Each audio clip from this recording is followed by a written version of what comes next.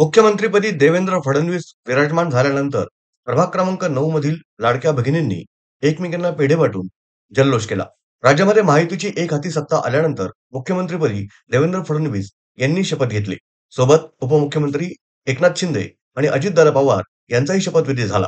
मुख्यमंत्रीपदी देवेंद्र फडणवीस विराजमान झाल्यानंतर अहिल्यानगर शहरातील भाजपाचे शहर जिल्हा उपाध्यक्ष धनंजय जाधव यांनी त्यांच्या प्रभाग क्रमांक 9 मध्ये प्रभागातील लाडक्या भगिनींसोबत एकमेकांना पेढे भरवून आनंदोत्सव साजरा केला.